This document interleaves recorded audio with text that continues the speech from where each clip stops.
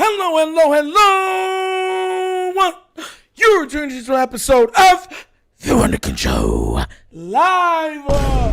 What's good, guys? KBZ, Jared Todd, see y'all up in here. What's good, bro? Listen, man, I got to grind, bro. Listen, the whole day, if y'all noticed, no video went out today. Xfinity in this area was all down. After I did the live stream on the first channel, that was it. It went out. So I was down in Xfinity, had to get a new box. I did the whole setup to make sure I could. So I couldn't put out no videos today. So I said, if I'm not putting out any videos, they're going to get a live. I'm going to come at them in live direct effect. They're going to get me. They're going to feel me. Think this is. If anything you know about Nitro, I put in work. So what's good, KB's being the first one in here? Yes, Nitro at night. Yes, sir, Jared Thomas. The truth, you already know I stay grinding. Walter A. Edie, how what's up, yo?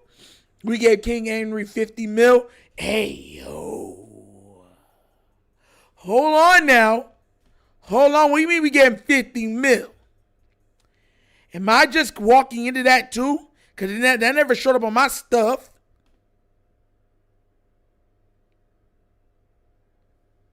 I didn't see that. Truth with a $20 donation. Yes, for the grind. This movie says a lot. Can't wait to hear what you have to say. Let me think of something, guys. Let me think of something right now. I knew something was going to happen, something for the Ravens, and that's why I did this one. It was with pretty much Marlon Humphrey. Marlon Humphrey, shout out to you, Truth, for that too. Much love, bro. Much love. Best Nation donation. Something big is coming down the pike for the Baltimore Ravens. And I want you to understand why. Nothing they do is by accident. Nothing. When they tell you they don't have money, it's because they don't like voiding years doing all the playing with the cap stuff. You feel me? Walter Edie, what's good? What's good? Leonard Ronan, thanks for being on here, bro. I got to stand on business. That's why they always say they have no money. They structure their cap and structure their players in a way that if they want to do something, they restructure one or two people, and boom, it opens up the cap, and they can go make moves. If you did not know what happened, yes, I'm bringing him up. Marlon Humphrey was restructured. And this is what, mind you, guys that follow this channel, that's exactly what I said they were going to do. Because this is chess. You understand where I'm coming from? This is chess. Marlon Humphrey, as good as he's been, is not the player he used to be. He's not. So they want to see if he'll still be good this year. Restructuring him opens up the cap. And y'all might be wondering by how much. Don't worry, guys. That's why I got y'all, bro. Right here. Yeah. Found that up too. Shout out to the homie that put that out. So, and I know a lot of people are going to say, oh, it's for the draft. Now, I don't think it's just for draft. Byron McFarland put it out on Twitter, and he was like, the Ravens have done a max restructure with Marlon Humphrey by reducing his $18 million salary and roster bonus to a league minimum of $1.255 million and converting $16.745 million to a bonus. 2 void years were added. Restructure creates $13.396 million in 2025 cap space. Guys, that almost lets me know without a shadow of a doubt they're going to offer Lamar an extension. Bro, I told y'all. Listen, I said they're going to restructure Marlon Humphrey, extend Lamar, and I feel like they're going to bring in Calais, Judon, or Zadarius Smith. I've been saying this. And that's why, listen, I want you to understand something. Why do you think the Browns still can, with all of that money on the cap and everything else, why do you think they're still able to do it when you convert the money to signing bonuses? You guarantee out that money, you just give it to them in one lump sum of a check, and then you just spread out the hit. With how many other void years you want. And you can put void years for years. The Philadelphia Eagles had a void player for like 13, 14 years. Real talk. If you understand how to write this up. This is what I'm trying to tell y'all, guys. This is chess.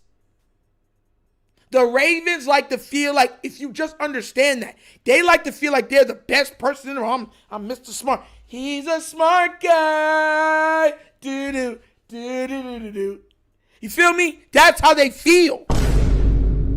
So if you know that they're going into every situation thinking that they're the smartest person, that means they want to protect their thoughts, protect their ideas, and this is a way to do it. When you look at it as a blank space, they'll be like, oh, we don't got no money. We can't do anything. But it's like, what are you talking about? You have a quarterback that you can extend and make a crap load of space on your team. You have a corner that you can restructure and make a whole bunch of money on your team. You have a linebacker you can restructure, make a whole bunch of money on your team. You get where I'm coming from, guys? And you have a tight end that you could trade or cut. That'll save you money on this team. I'm talking to somebody here. Yes, Black Daniels, we live. KBZ, exactly, bro. Oh, did something happen to somebody? David Murphy said, what's good, bro? Keep me in prayer in hospital now. Kidney disease stage 5. Bro, listen, man. Stay strong. Listen, man, we'll pray for you. Man, God's always moving, man. Jesus. I know, listen, man. When my father went in for his surgery and, he had, heart problems too. And we were also worried, and he came out of it. To everybody, the church, everybody was praying. God got him through it, man. God can get you through. Stay in prayer. If you got to fast, do it. But do what you need to do. We'll keep you in prayer, bro. God bless. But this is what I'm trying to tell people. Right? I know Med Debo. I know what you're going to say. Career highs and all that other stuff. I get that. But I want you to understand that's not the way the Ravens think. It's not. They're looking at age. They're looking at previous years. They're looking at trends. You think they're going to give a guy... Listen, hold on. I don't want to lie. How old is Marlon Humphrey? I know somebody... Let me go check. Because I want to make sure. I ain't going to lie. I don't want nothing lying on me. He's 28 years old. He turns 29 this year. How fast do corners age after 30? You see what I'm saying? Plus with his injuries, his injury pads, stuff like that, I'm telling y'all, man, the Ravens are probably like, they're going to pay him. If they pay him when they have to pay him. But they're not just going to try to throw him money. Throw him money and say, yeah, and we'll be good. We trust that you'll be healthy and everything else. That's not the way they run. He's not a quarterback. That's not the way they do things.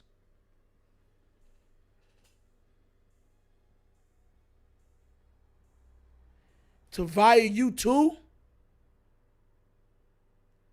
Man, we're going to have one of these lives with just straight prayer on here, man. Jesus. Man, everybody keep these guys in prayer, please. If y'all listen, we all know who actually do pray. And we know we got prayer mothers at a lot of these churches. Please bring these guys' names up into these prayer circles and get them covered, please. And I'll bring you up also. Matter of fact, let me take the... I'm real about it, man. I don't play games and stuff like that at all. Hold on. Let me make sure. Let's see. Tavia.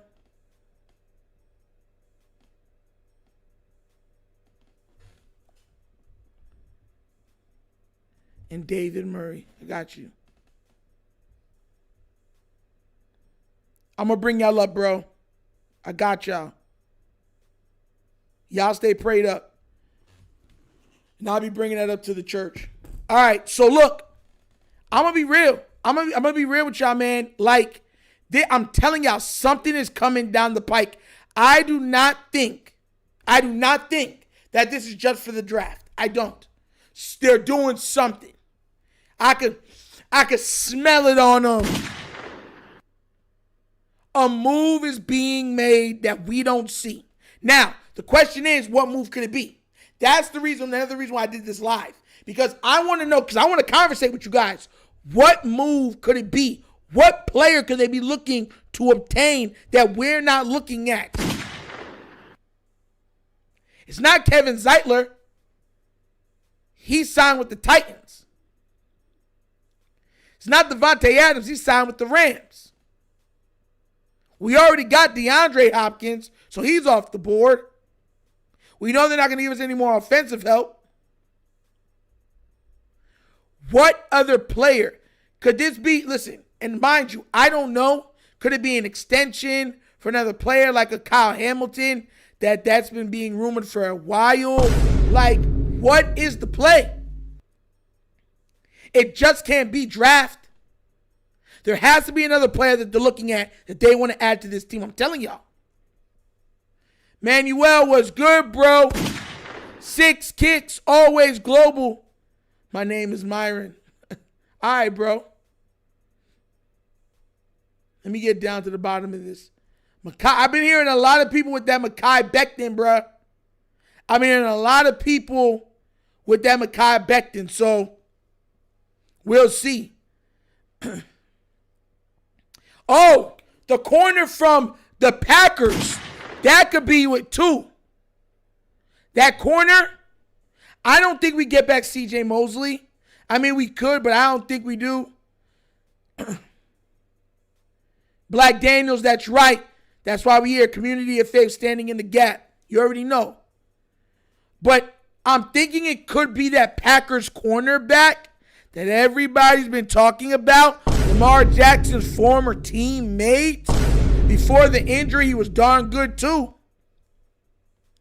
They signed a tender on Ardarius Washington.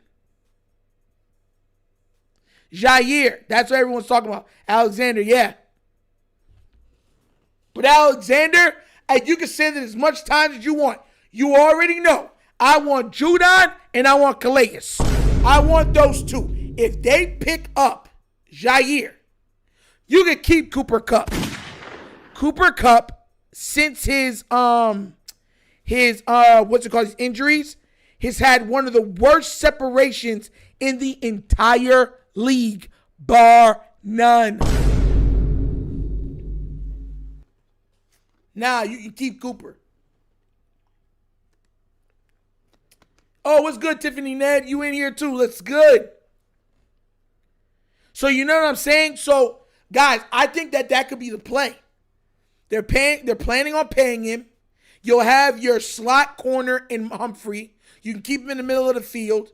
You'll have your 2 out corners ridiculously fast in Jair and also Wiggins. Then you can go back to the draft. They tendered Ardarius. So I believe that if somebody takes Ardarius, the Ravens get a 2nd or 3rd round pick. So that there's that too. So then if Ardarius goes, that lets me know they're going after that safety in the draft that everyone was talking about with the 40-something inch vertical, 4.3 speed, 6'4". Yeah, everyone was calling him an absolute freak. He looks like DK Metcalf playing safety.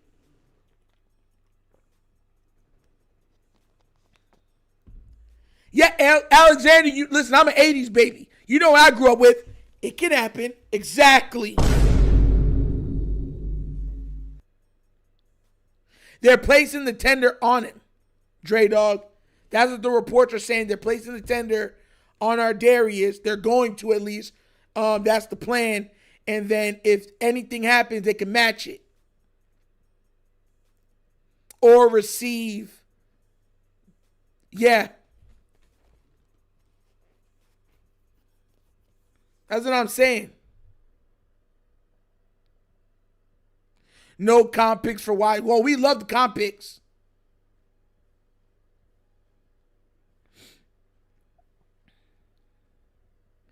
DK, after what you seen happen to Shump, you better have that prenup. Bro, yo. I'm not even going to get into that, but that was crazy. We got enough picks. We got 11 picks. How many more picks y'all want? And the worst part about it is, this man wants to use them all. Every single one of them.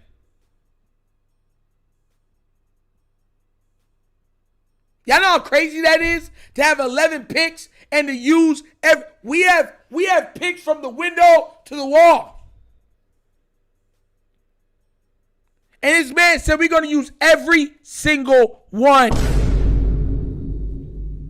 I don't think we get that safety from Kansas City, man. I don't think we do.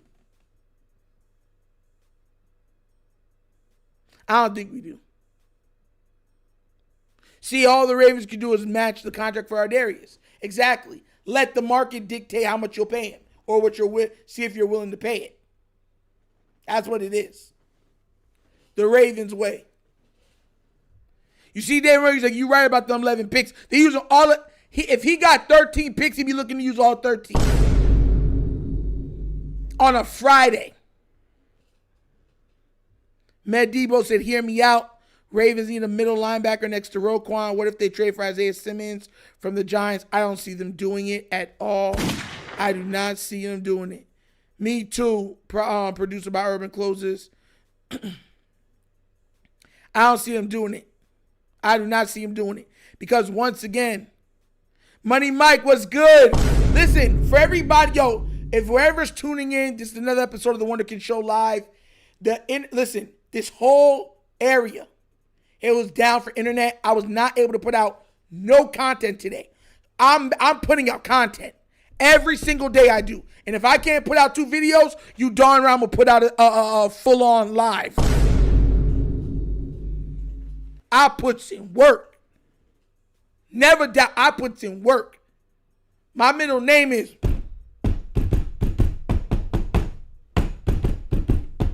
Grinding. Yo, y'all remember that in middle school? Bro, that song was so crazy in middle school, bro. When the Grinding came on, everyone was at the lunch table talking about something.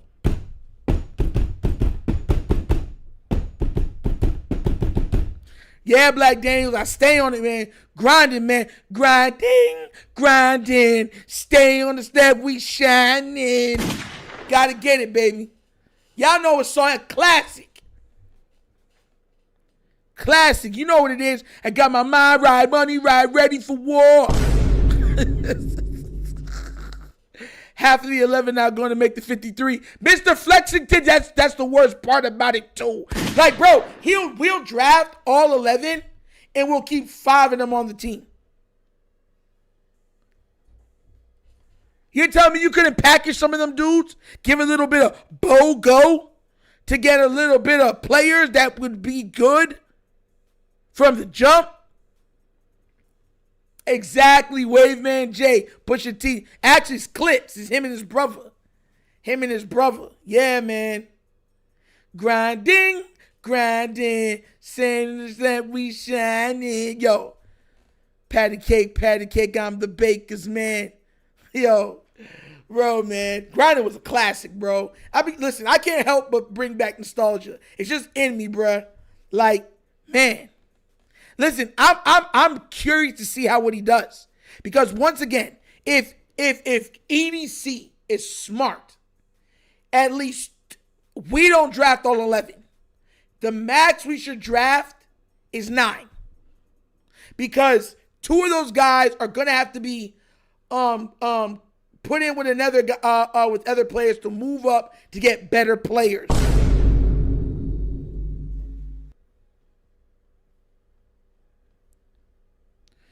Who is even, listen, that's why I said that I was surprised we didn't sign back Ardarius. If Ardarius leaves, what other moves can you make? That would mean that safety from the draft is who they're looking at. And nobody likes safeties like how the Ravens love safeties. Smarty, you not late. You right on time. You feel what I'm trying to say? Name another team that covets safeties like the Baltimore Ravens. I'll wait. Tell me, please. Tell me. You can't. We covet them. The Baltimore Ravens love their safeties and they love their linebackers. And that's probably because of who Ray Lewis and Ed Reed is and was to the foundation of this team. Alexander, man, you trying to get me to tell me my age? Come on now, bro. I was born in 88. I'm an 88 guy. Not 89. I was born in 88. I just look amazing for my age. That cocoa butter be buttering. Yes, sir. What up, Q Jones? Bro, I'm saying we need a pass rusher now. That's why I said I want. Listen, they want to save money, right? They want to save money. It makes the most sense to go get Matthew Judon with Calais.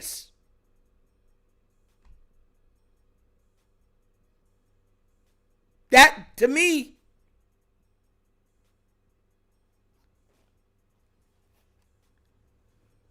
my favorite Ravens play of all time, that's difficult. But it's when we got Steve Smith Sr. and they throw the ball up. I believe it was against Cincinnati. And he catches it. Pac-Man Jones catches up to him. He grabs him by the face mask and just puts him into the ground and runs into the touchdown and just looks at the crowd. That was my overall. Now, mind you, there are more important plays. But for me, that was my favorite play that I watched. Because it was like I was watching Ray Lewis on offense. You know what I mean? That was my favorite play, if I had to say, if there was any. And I could, an honorable mention to what's his name, catching that pass from Joe Flacco. You know what I'm talking about, our running back, and going up for 30 yards. And I thought he was short. Thank God they measured wrong. Matter of fact, thank God for measurement. They used the metrics. Bro, exactly. 4th and 29. He did not get 30, bro. He got it was more like 27, 28. I'm being real. That's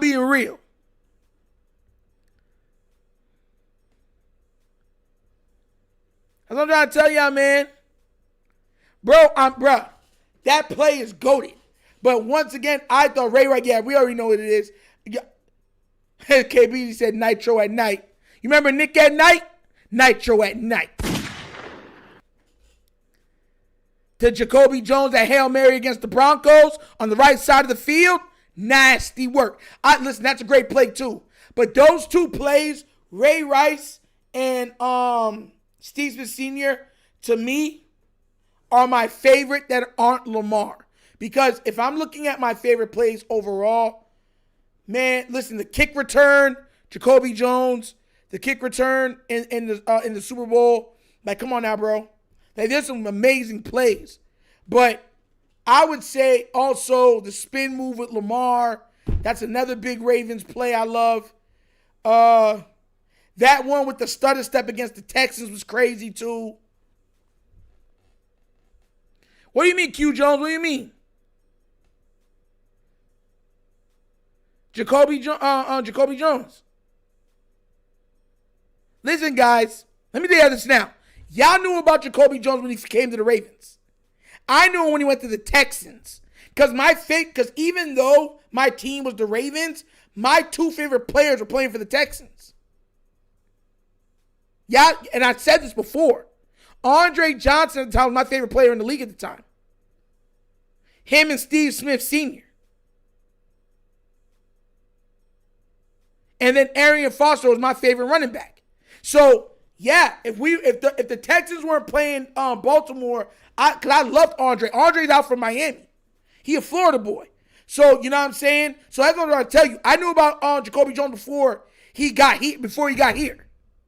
I was like, yo, if he goes, he's a weapon. Because he had flat out speed. Because he was the third receiver behind Andre Johnson and Kevin Walter. And Owen Daniels was the tight end. Bro, come on now, bro. Y'all ain't playing, bro. Y'all playing with me right now, bro. Don't play with me right now, bro. When I say it, you know I knows it, bro. I don't lie to you guys. I tell you the truth.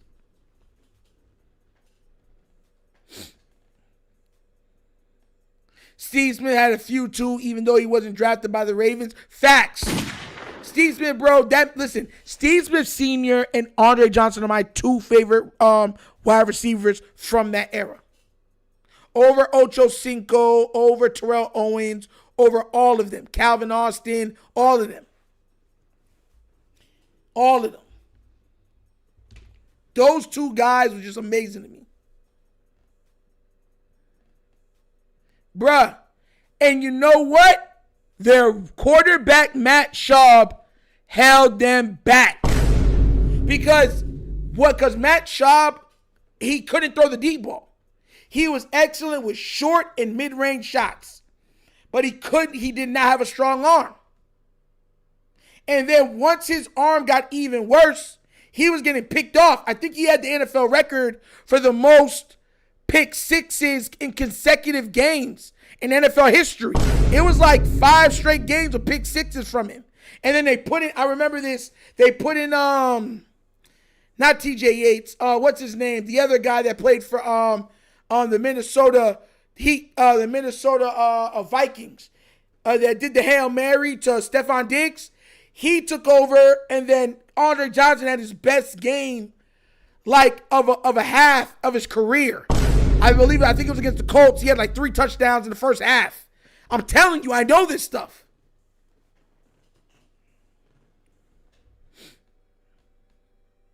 Telling you, bro, Megatron was nice, but Megatron to me wasn't better than Andre Johnson.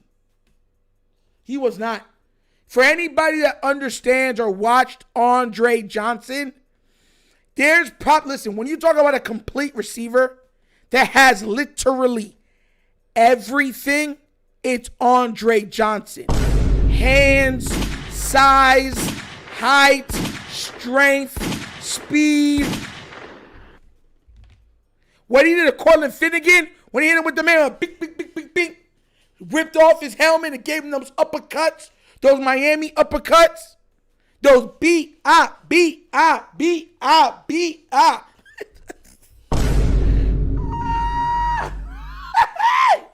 Yo!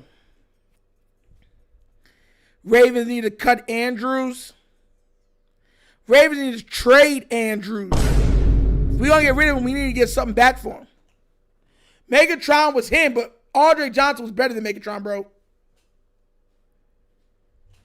The Texans held back on. Go look at who was throwing Andre Johnson the ball. And look at some of the seasons he had in the AFC against the best corners in the game, and then look at him and be like, oh, my bad. Megatron to me was one of the best receivers of all time. He was a freak. But once again, he had Matthew Stafford.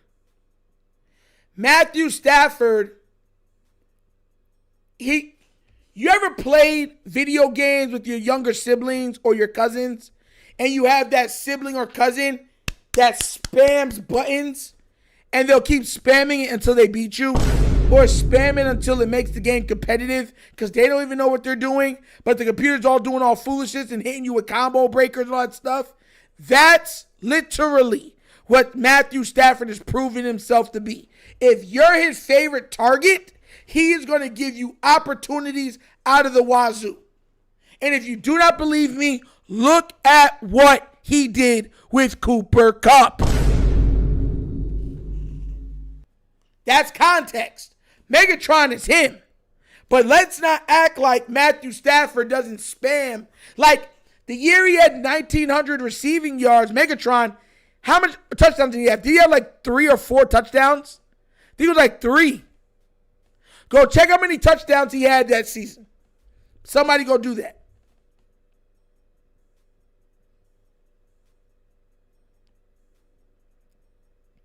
He had Matthew Stafford most of the time. Go look at who Andre Johnson had. And another thing is, look, Andre Johnson didn't even target him in the end zone.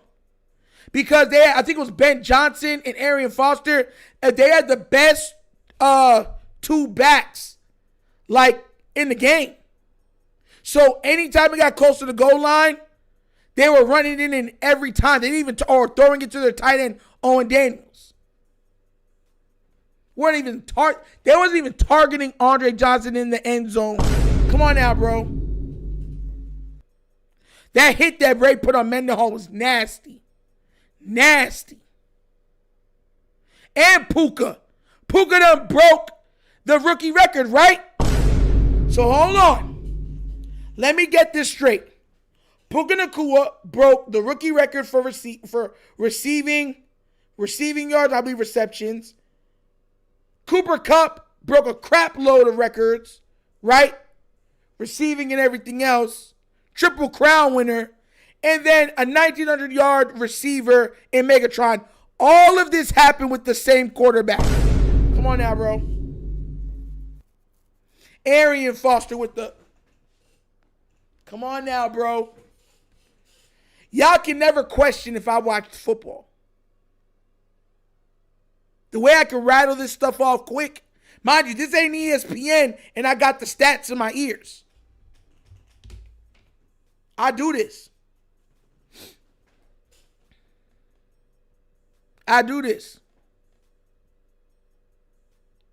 What are you talking about? Andre Johnson had a game winner versus the Commanders doing that. When he went up with like one hand over like 2-3 people and caught it for the touchdown and won the game. Look at the head-to-head matchup between Calvin Johnson and Andre Johnson. When Andre outdueled him.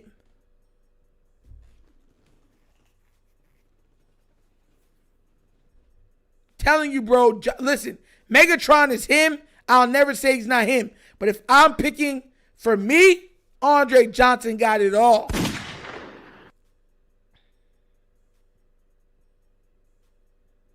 He got it all. Even during that time, I was a Ravens fan. Even during that time, when Flacco was having games with a 2.9 passer rating, you think I wasn't a Raven fan then? Come on now, bro. I told the story already what turned me to a Raven fan. Because mind you, I'm not from Baltimore. I've never been to Baltimore. I'm originally from New York, from Brooklyn, Flatbush. And came down to Florida. I never liked, you know what I'm saying, the Jets, and I wasn't big on the Giants. And mind you, I was a basketball guy for intensive purposes also. So, came down to Florida. I didn't like the Jags, and I didn't like Miami. And I was at my grandparents' house, and you remember Fox was showing games, and Ray Lewis, I don't know what running back he hit. But he came through the line and darn near saw this dude in 2. And I was like, yo, who is that? I was watching with my grandfather, and I said, yo, who is that? I was like, they almost killed him. And then I became a Ray Lewis fan. And coming from being a Ray Lewis fan, I became a Raven fan. I've told this story plenty of times. It's not going to change. I never really had an NBA. It wasn't the Chargers one for the game winner when he came through the line and hit him for the game winning stop. No, I'm not talking about that play. It's before then.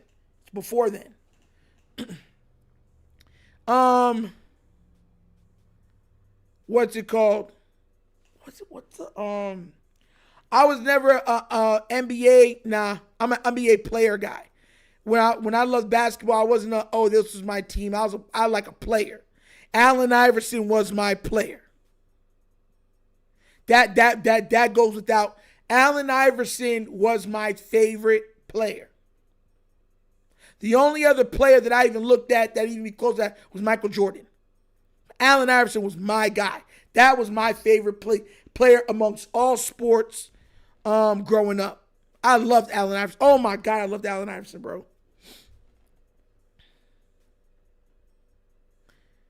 Bro, exactly.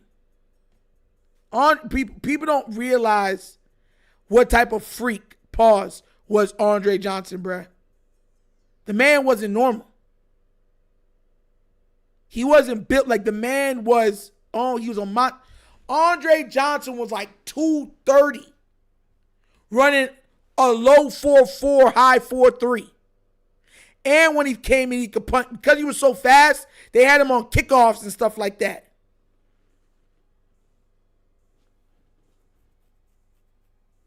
Money Mike, bro, that's my bro.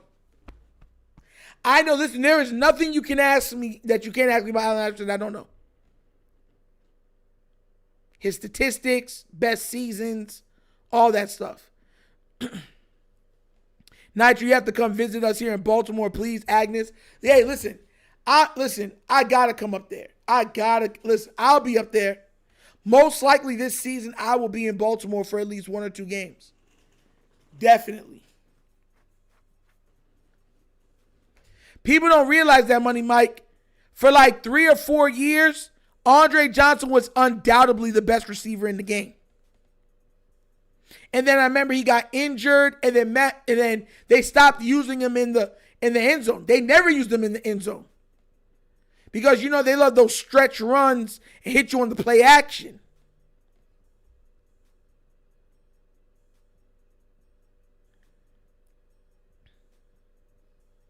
I know it was a low 4.41. That's Andre Johnson's on 40 time.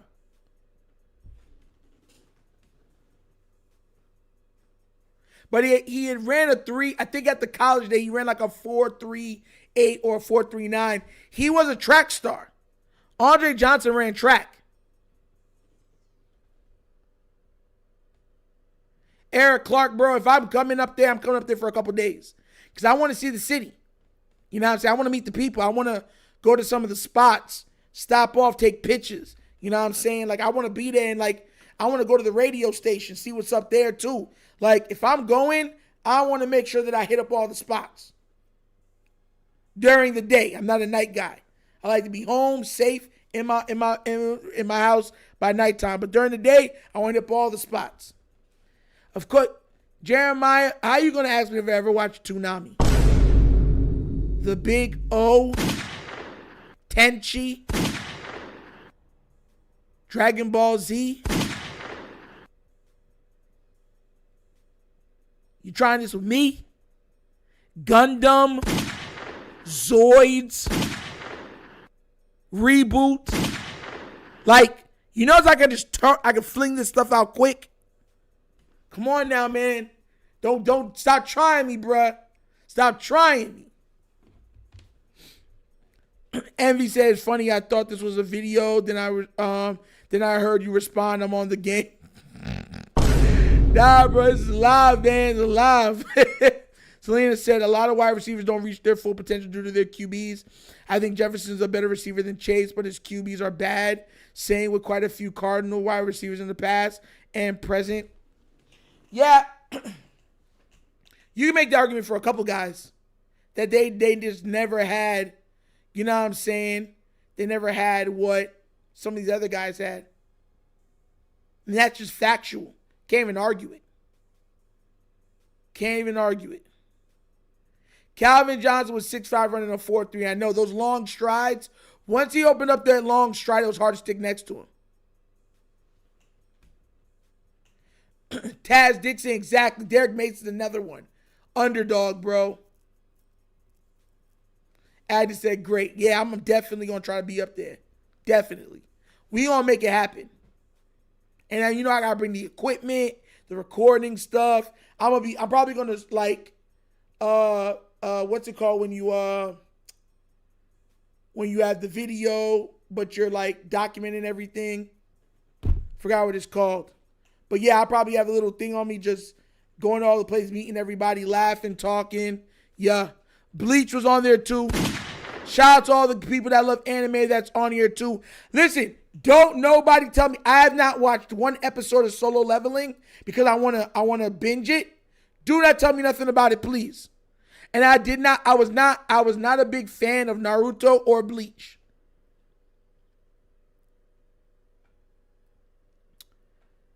I wasn't. I was not. I was a Yu Yu Hakusho and a Dragon Ball Z guy. What up? Those are my two shows. I love Yu Yu Hakusho. I love that anime. It's my top 5 animes of all time. Moby, I'm not going to say your name. Love Mason, caught everything. Mason was a dog. A dog.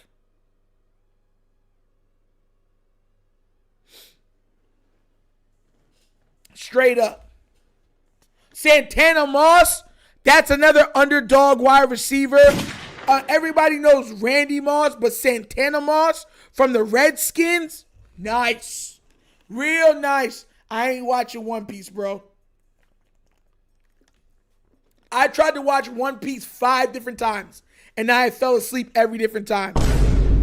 Every single time.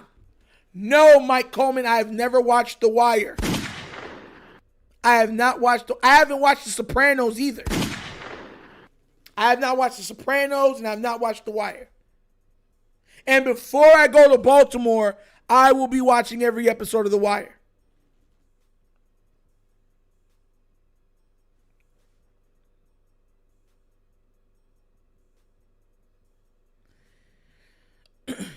Exactly, Khalil. It's crazy, bruh. Santonio Holmes. Oh, that's another one from the Steelers. Yeah, he was nice too. Plaxico from the Giants, nice until he shot himself in his leg.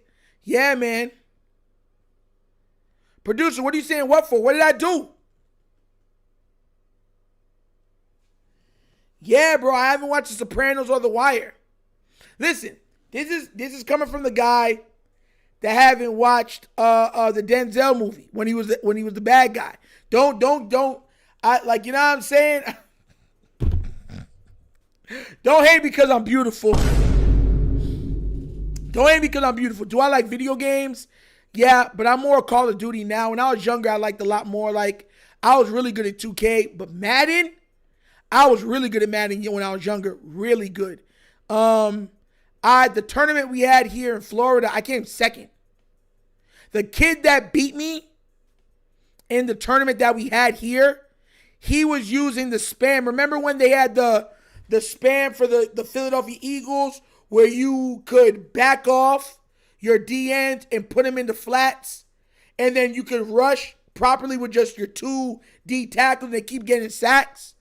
I almost beat him with the Texans. That was the team I used in the competition with Andre Johnson and them, and Power O with Arian Foster to come second in that tournament. And he beat me by 8 points. Yes, it was 8 points he beat me by. Training Day, yeah. I've never watched Training Day, bro. I've told y'all this before. I don't lie to you guys. I'm not a liar. I'll tell you the truth. And I got flamed the other day I was on here. Coach and them was ready to take away my computer, my black card, everything. Everything they was ready to take away from me. So don't get mad at me. I'll tell you the truth. Yes, I've never watched Training Day. Even till now, I've yet to watch it. I got to watch The Wire. And just a respect for Baltimore before I go there, I will be watching The Wire before I step foot into Baltimore, Maryland. Before I go there. Nitro, you're going to go live tomorrow, Freestyle Friday. You listen, I got the bread box I got to do, so, and then after I got to go to my child's school, but I might go tomorrow afternoon. I might go live again on this channel. So we'll see. Hell, producer said, boo this man. Oh. Don't do me like that, mate. Listen, Ashley Shelton's probably like, what? Yeah, I'm honest, man. I haven't watched The Wire. I have not watched The Sopranos. I have not watched Training Day. Listen, man, I was hustling, man. For one, when I was growing up, I wasn't really allowed to watch certain things. My parents were very strict. But then when I was younger, at the time when I was going into college, I was working 3 jobs. I was working at my mother's daycare, I was working at Walmart, and I was working at the YMCA to put myself through college. So a lot of the stuff, like I was working a lot and just grinding. So, you know what I'm saying? So a lot of people don't know that about me, but yeah. Yup. I thought, because what y'all don't know is that, oh my gosh. Because of my size, everyone thought I grew up on football. No, I grew up playing basketball. That was my sport. That's the one I played. Yeah. So my sister ended up going to FAMU, and I went down there on an open tryout and ended up making the team. Coming back training, I ended up blowing out my Achilles. 1.5 inch separation. And that was the end of my basketball career. So, yeah. Yeah, bro. Yeah, hey, listen, my parents are Caribbean. They believe in burning the midnight oil. If anybody Caribbean, you know what that means. Burning that midnight oil, you grind. If you want something, you got to put the time in. That's why I'm saying nobody can ever say when I'm doing this that they ever could look at the content that I put out and say that I'm lackadaisical, that I'm not consistent, that I don't grind, that I don't put my time, my effort into this. Like, you can never say that. I can look somebody in the face. I've worked 3 jobs at the same time. 3. My breaks at my mom's daycare when I was working there was my sleep time.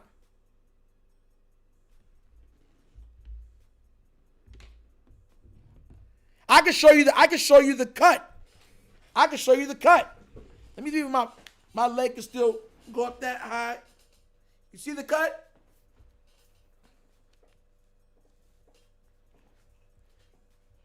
See it? 1.5 inch separation on the arm and the Achilles. Listen, if y'all was on the new channel, y'all would know, bro. I'm really showing y'all a lot of myself. Yeah.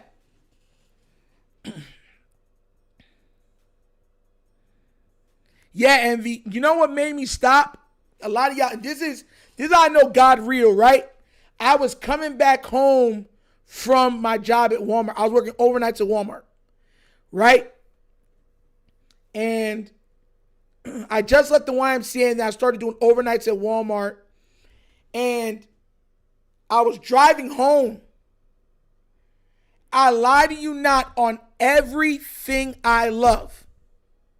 If God is my witness, I fell asleep behind the wheel. I was driving like this, and you know that early in the morning when you're coming home at like 6 in the morning, 6:30 and stuff like that, because you know Walmart works in 3 shifts.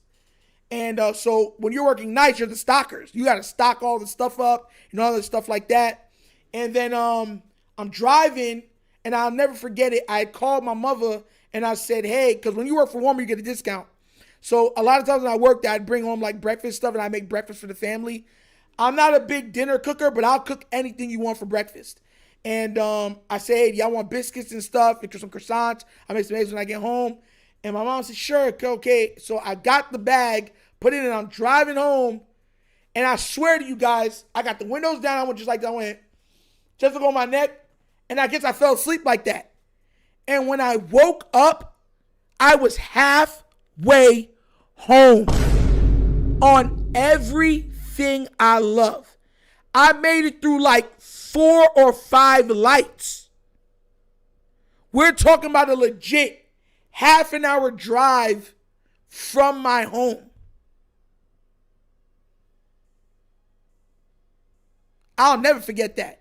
When I woke up, I was halfway home. I was like, what the? And I hit my brakes. I was like, after that, my music was all the way up. All my windows was down. And I had one of those old Jeeps where the back window for the for the back door that closes, you know what I'm saying, could open too. Everything was open. Everything. I could hear, because you know when you do that, you can hear the wind in your ears. Ooh. And the music was, I was like this. Bro, it freaked me out. So yeah, that's when I stopped saying no more 3 jobs for me. But yeah, that happened. That's a 100% true story. So that's how I know God real, bro. I have other stories, that I know, but that one, yeah.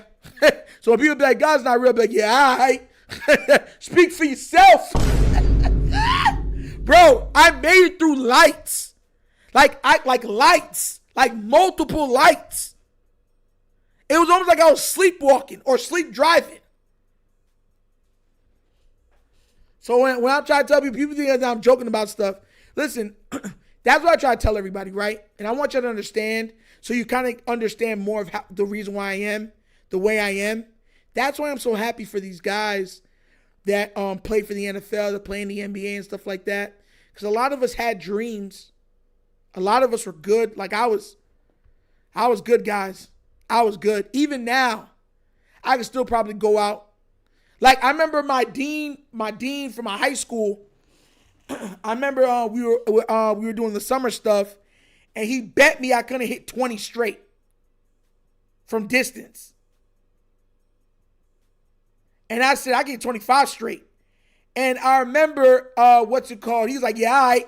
And I bet him. The dean, Mr. Weldon. Because I remember running into him like 5-6 years ago, and he had brought it up. He's like, I remember when you did that out there. And I was like, wow. I put like 23 straight. The last ball was like this and rolled out. Like, darn, I lost. But he was like, nah, you got it, man. You got it. And I was like, man, yep. I was good, man.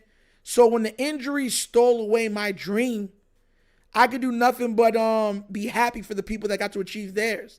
Some people, when life knocks you down, they use that as an excuse to stay down. Not me. I'm going to be happy. That's why I'm so happy for people when they get to achieve what they've worked hard for. You know what I'm saying? Like, that's just me. I'm truly happy. Like, when people get to achieve their dreams, they work hard, achieve what they've been working hard for and been striving for, struggling for. I love those stories, man. Because, mind you, if you really take a step back, all of us had dreams, aspirations, and some of us didn't get to, because of circumstances, achieve those dreams. You know what I'm saying? And, it is what it is. But listen, I'm going to tell you even another crazy, man, I'm really going in right now. I'm going to show you even another crazy story.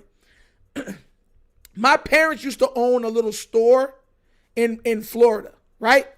To show you what type of trouble I was, the type of basketball player I was, right? And my mom and dad, now I want you to understand this, so you understand some of my backstory. My father is a pastor. I'm a pastor's kid. So, and my mother is a reverend. So, yeah. So that's why I try to tell you they were strict on me growing up. Very strict. So what happened was they owned a store, a convenience store. And down from the convenience store, like 2 blocks over, was the recreation center in Punta Gorda, Florida. Okay? And they had just built it. Go look at the time. Y'all think I'm joking? Go look at the timetables. And I used to go out there. I used to hustle. Listen, growing up, I never was in the clubs, nothing like that. I wasn't drinking. I've never been high a day in my life, none of that stuff. But I would gamble, and I would gamble on basketball for myself. That was my bad thing when I was growing up. And I remember one time I beat this dude so bad, and I remember it was like for 50 a game, and I beat him twice. Because, you know what I'm saying? And I beat him so bad, he went to my parents' convenience store and snitched. And this is a guy that's older than me. I was doing this when I was in high school. So snitched on me, told my father. My father was not playing those games. And because he's from New York. You know what I'm saying? He was playing ball back in Red Hook, Bed-Stuy, and all them places where it was dangerous. He's like, you going over there and you gambling? And I was like, Pops, it's not like I'm losing. And he banned me from the recreation center for 3 months. 3. So, yeah. So I'm trying to tell you, that was basketball. Man, I used to love basketball so much, I would stay outside. My mother used to have to force me to come in. I would use the street lights because we had a big U driveway, and my dad bought us a rim, and I would use the street lights, the reflection of the street lights off of the rim to see the rim. And that would be hours, all day. Boom, I'll finish my homework, and I'd be outside all night long. And then I'd wake up early and go running. And then run back, take a shower to run back to make it to my bus. Basketball was life for me when I was a kid, man. Anytime you see me, I had a ball in my hand. Yeah. So that's why I don't even do it no more, because when you lose the ability to do what you were great at, it's like the love of it dissipates. You understand where I'm coming from? Because you're never what you were. You'll never be what you were. And people remember you for, I remember there was people that hit me up, was like, bro, I remember you were disgusting. I'm like, yeah. I don't even like talking about, but that's the reason why. If you ever see why Nitro, and you ever actually say, why is he so happy for people? That's why. When you lose something that truly means the world to you, and you see other people striving to reach theirs, you can do nothing but be happy for them getting to reach those goals. I'll never be a sour person. The people around me, when they're succeeding, I'm elated. But that's also why I tell y'all, no one can ever second guess the amount of work that I put in for this. Growing up, I was trying to be like AI. The basketball players that I modeled my game after, that was Allen Iverson, Baron Davis, and my father. Those 3 was probably the most, that had the most influence on my game. And yes, I could dunk. 40-inch vertical. I'm 5'10". Yeah. So, what's up, Flex Zone? But yeah, I gotta watch The Wire. And Mike Coleman, you already know, man, it's all love, amen. David Murray, when you come to Florida, I gotta meet up, go to church with you and hoop. I got you, bro. You come to church, we'll have some fun. AI with the braids. I used to have braids. My hair was longer than what it is now. My hair is not that long anymore. Like, it has a little bit of hang time. Like, even though it's a fro and I pat it down, my fro, when I really take out my fro comes down to like right here. My hair is a lot longer than what it looks. But my hair used to be way longer. My hair used to be out here like this.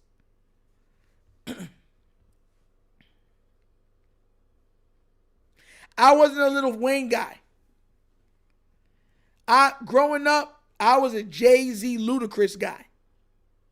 Those are my 2 favorite rappers growing up. Jay-Z and Ludacris.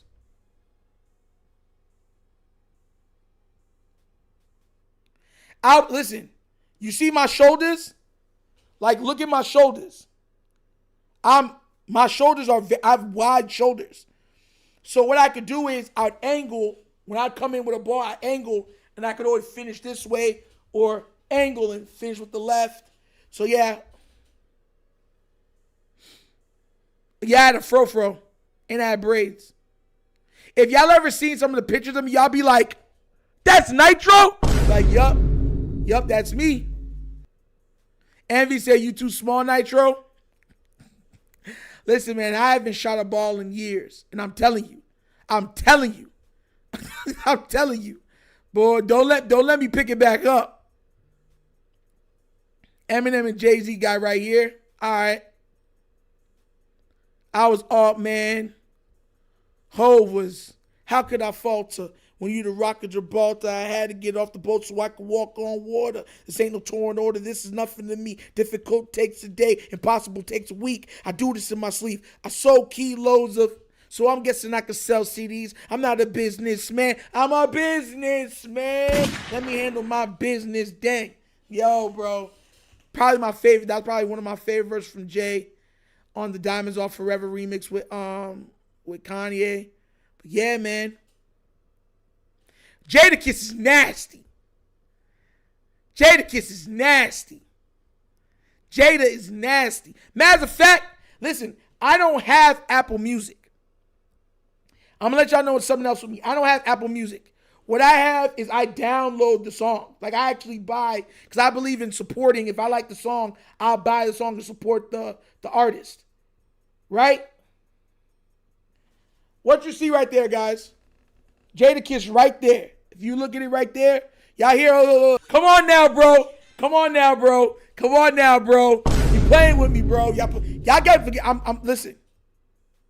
I'm originally from New York, guys. Don't play with me, bro. Don't play with me, bro. Don't play with me, bro. Don't play with me, bro. Act like I don't got no Jada on me, bro. Now I buy them. So when I own those songs. So when some people's like, oh, no, let's do this playlist. Now I got the song. I bought that. Y'all think I forgot when Jada washed 50?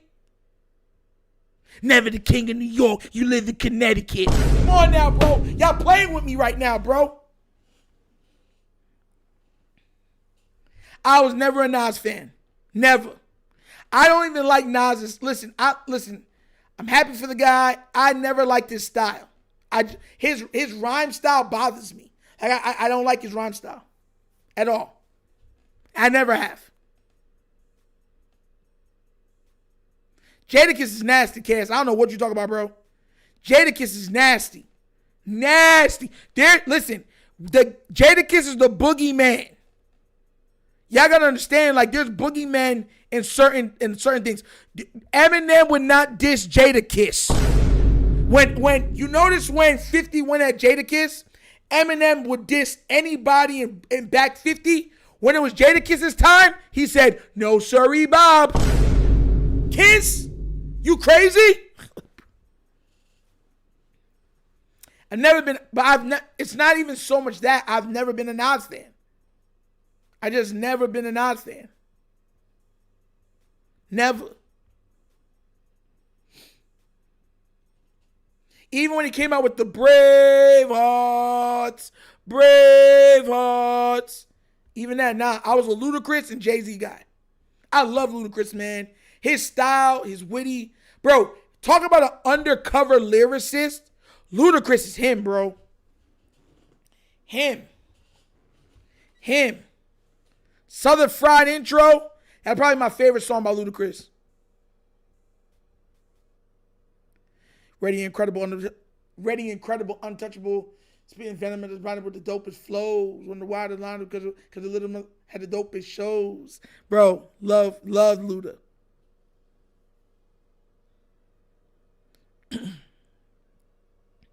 Wait, hold up. Are you a Game fan, Nitro? No.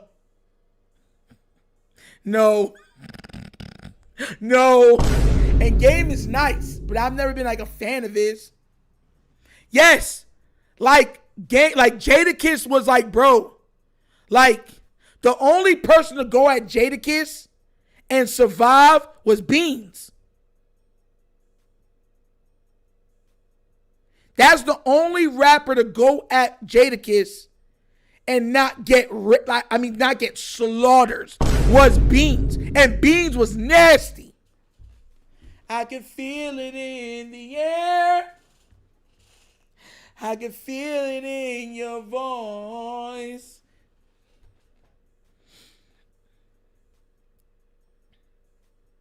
Changes is my favorite song from Pac.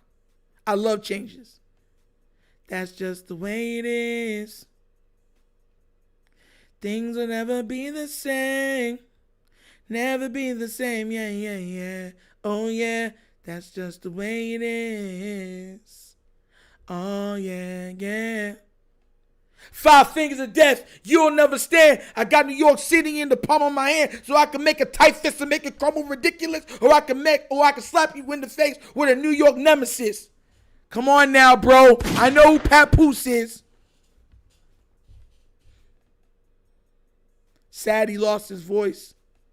Do you like Mac Dre? I don't know who's Mac Dre.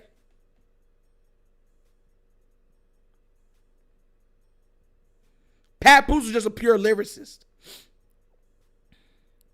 Favorite wrestler? Oh my God, you're bringing me back. Lex Luger and Sting. When I was a kid, Lex Luger as a tag team, it was Lex Luger and Sting for WCW and Goldberg. Those are my three guys. Like, growing up as a kid, those are my wrestlers. I love Sting, I love Lex Luger, and I loved Goldberg. Pusha T is nasty too. I got some tracks from him too. I love Pusha T.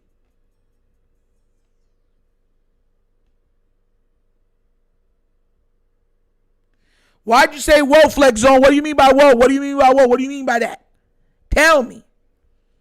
Q Jones says Hove number 1, Big 2, Pac 3, Nas 4, 5 is 3 stacks.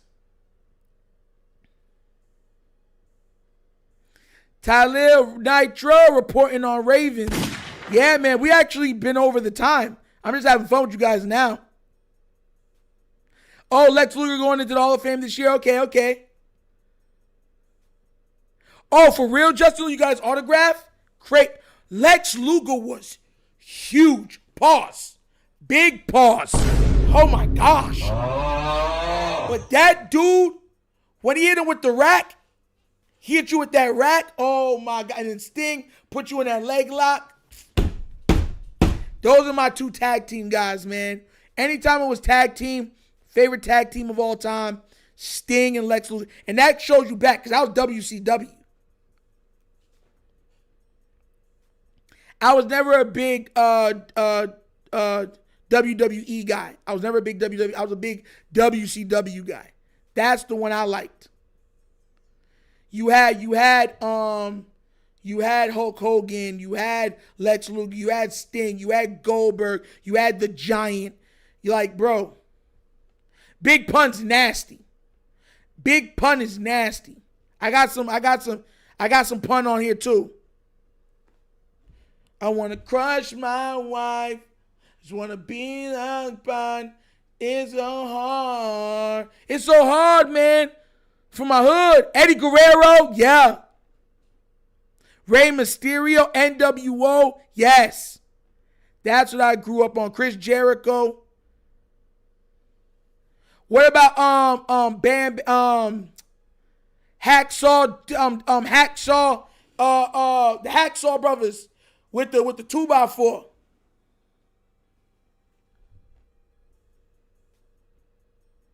Twister's good. I was never Twister had a great run with being the fastest rapper at the time and stuff like that.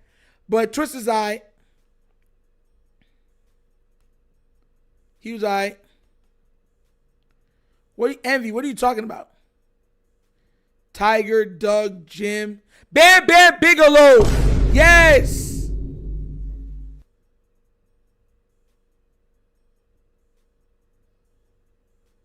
I don't know who's RVD.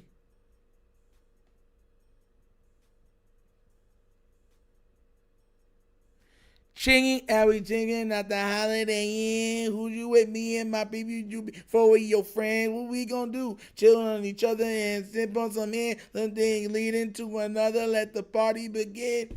Boy, that boy Ludacris rode that track. Stop, drop, kaboom! Baby, rub on ya.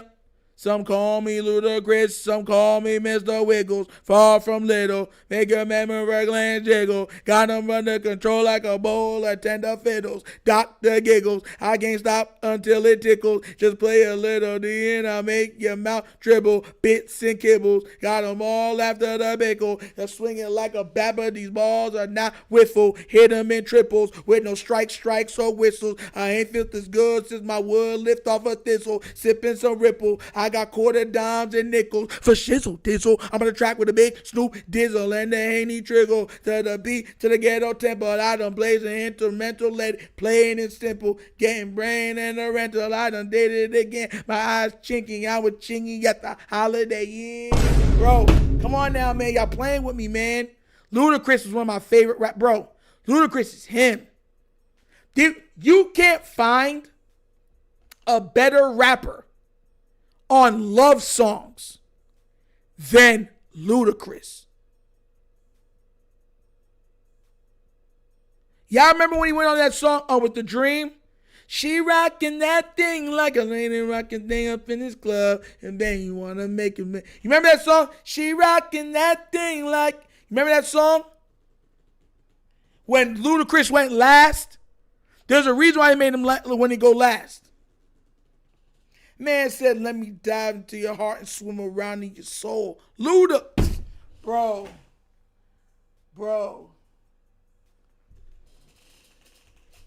Because the situation's never going out of control. So let me dive in your heart and swim around in your soul. Luda, bro. Mr. Lover. Roll out. That's one of my favorite songs to play basketball to. Roll out. Getting out of my business. Because people all up in that's my business. Come on now, bro. No, I don't know about Brother Lynch, bro. I know about Big L. Big L, rest in peace. I was never a big Tech 9 guy. I like Scarface, though. I got Scarface on the jump, bro. Scarface is My Block is one of my favorite songs of all time. Captain Zah with a $5 donation. Yes! Man, hit it with the CashApp. He said, don't worry, Nitro, I got you. Thank you so much, man, for the love and support, man. Thank you. Man, out here supporting. Bro, you know what's crazy? Now we're not even talking about football no more. We're just talking about life. It's so crazy how we get to this stuff. I remember growing up, and you know what? And my father used to love the Sci-fi channel. Remember the Sci-fi channel? My father used to love the Sci-fi channel. And he used to love Hercules, Highlander, and Stargate SG-1. Bro, those shows bring back so many memories. And of course, he liked Walker, Texas Ranger. Method Man and Ghostface Killer, nasty. X is MF Doom. He passed away. Rest in peace to MF Doom. But yeah, he nasty. Southern Hospitality was nice. Drop bowling bows. Cadillac grills. Cadillac spills. Look at the oil my Cadillac spills. Highlander would fight. That's a show if they could remake it right now to be a hit. I'm surprised they didn't do it. If I had the money, I would remake Highlander right now on Netflix. It would be one of the top shows down. I promise you. With the beheading, because you can go different ways with it. The fight scenes, the action, the lore, the intrigue, and also because they live for so long. Remember, they're immortals. So the backstories that you could make off of that. Like having some of them be there when Lincoln was assassinated and stuff like that. Having them like at the place like when the pyramids were being built. Like, bro, I'm telling y'all, man. Heroes is another show that could be remade. This man said Family Matters. I never watched Battlestar Galactica. It's a rare condition this day and age to reading the good news on the newspaper page. Love and addition and the grand design. Some people say it's even harder to find.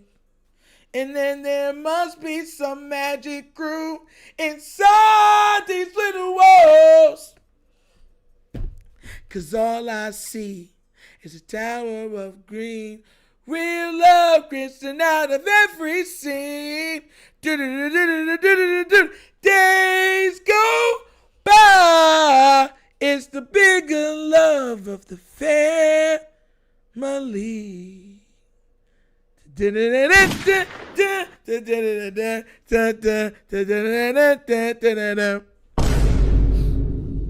Yo, but Even Stevens was good. I like the Even Stevens movie.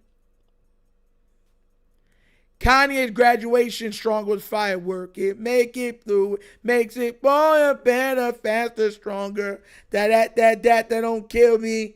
Can only make me stronger. I need you to hurry up now, 'cause I can't wait much longer. And it's right there for the Cash App, David Murray. If you ever want to hit up the Cash App, guys, it's right there. I put it up. And if you go to the description of every video that we do, it's there too. Now, do you remember that song Pop Champagne by Ron Browns? No, I don't. Hacksaw Duggan. Oh my. Yo, he hit him with that. Oh! I love it, man. I love it, man. That's some good times, man. Full House was a big, oh my gosh. But listen, I didn't even grow up with that. Full House, I wasn't even watching Full House like that. I was watching Saved by the Bell, Family Matters, Sabrina the Teenage Witch, Dinosaurs, Step by Step, Day by Day, Fresh Stuff Home in a different happy day. Family Matters is a classic. People, we go the point we say, and we'll be better second time around. Come on now, man. Man, just everything. Music, shows, cartoons, movies. You know what it was? It was because at that time, technology was just starting to take off. So it was so much more intrigue to it, right? So much more intrigue to so many different things. And people put more time in it. That TGIF, that's right, ABC, Thank God It's Friday. Yup, all those stuff will come on. Family Matters, Sabrina, Dinosaurs, yup. Of course, I watched Avatar The Last Airbender. I did not like the second one. And no, I'm not being crazy. I did not like Korra as a character. But the original, banging. Banging. And my favorite character was Toph. Toph was so tough. Hey! Boy Meets World, man. How many themes? So they had like 3 theme songs for that show. They had the one when he would jump into the car with his friends, the one when they were walking, and the weird one when he was just a kid.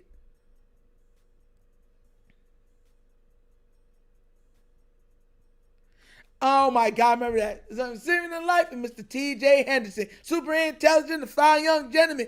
A 10-year whiz kid, busting high school. And a lazy little shorty with 1,000 IQ. He's got away with the limit, and he's keeping it real. A favorite little shorty, buddy, he's got the deal. Yeah, come on now, bro. Your brother is smart. He's a smart guy. Do-do, do-do-do-do. Sister. All those shows. Yeah, man, I remember all of them, man. Because I had cousins. I didn't like all of the shows, but I had cousins that would watch those shows. Fresh Prince and Family Matters. Those were probably the 2 ones I watched the most of growing up. I watched Martin as I got a little older. But yeah. Jeremiah, of course I remember. He even said, he's like, when Goku charged his finger and blocked all this stuff, he's like, man, you're great. Now you're fantastic. Those same moves turn Frieza into cold cuts. Come on now. I know my stuff. You ain't going to play me. Hey. Was that you, David Murray, with the $10 donation? Hey. Thank you. Hold on, let's read it off. For thanks, prayers, and you being yourself. Now that's real. But you'll never have to thank me for prayers. Never. I believe that if everybody does a little, no one has to do a lot. That's the way I get down. And yeah, that's the way I do things, man. I believe, and I'm speaking real right now.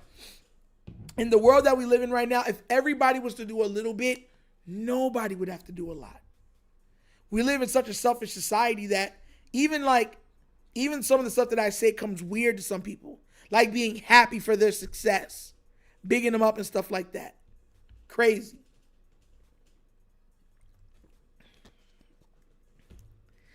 Yo, see, this is why y'all gotta subscribe to the morning show, because we did we do at the end of every show for 15 minutes. We have a nostalgia, I call it the nostalgia hour, but for 15 minutes, and we go over older shows and stuff like that. We just did Johnny Quest, Money Mike. We just did Johnny Quest. Dun dun dun dun dun dun dun dun dun dun dun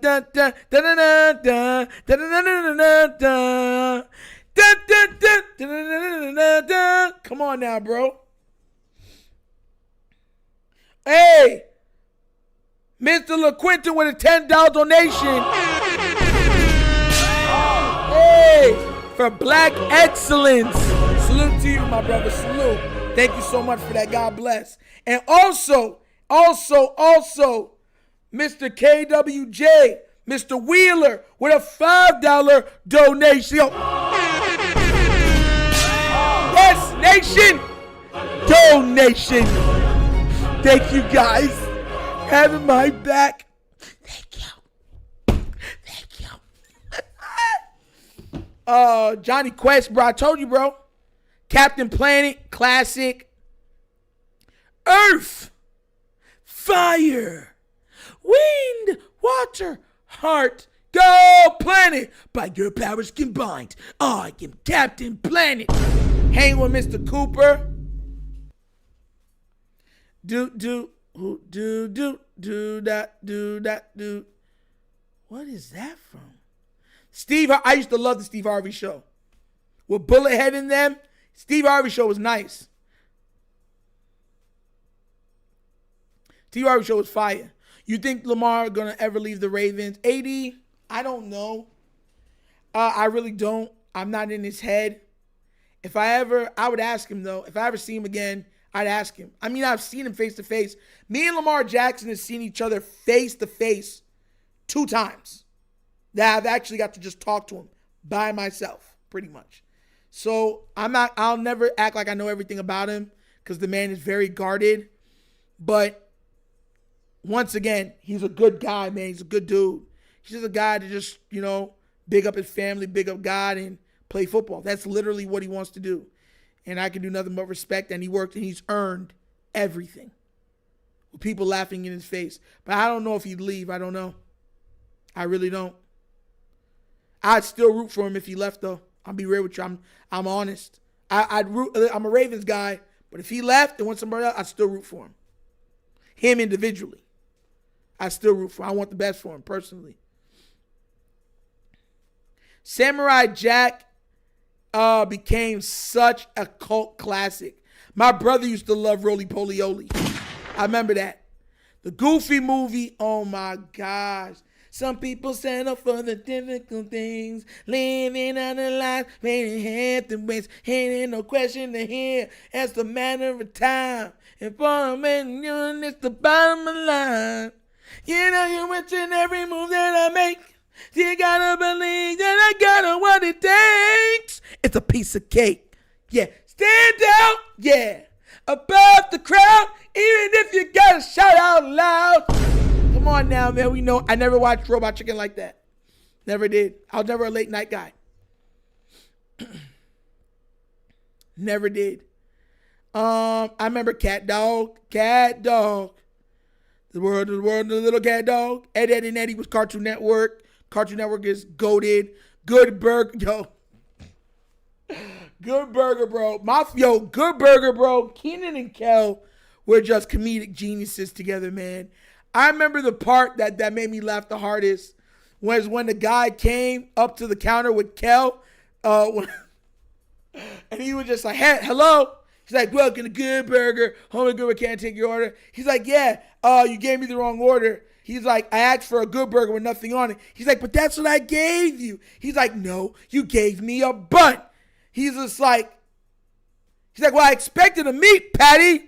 He's like, dude, a meat patty is something. You said nothing. Fez, is a meat patty something or nothing? He said, something. I win. He's like, oh, I want to speak to your manager. But the manager already knows my name. I'll see you in hell. He's like, okay, see you there. Oh my gosh, classic. Oh, I remember Celebrity Deathmatch with the boxing, and it was like clay figure, and they would punch each other out. Rocket Power was crazy. The Wild Thornberries and Rocket Power are undercover great cartoons. Great cartoons. And you know what? They didn't do Rocket Power right. They could have did so much more with Rocket Power. They really could have.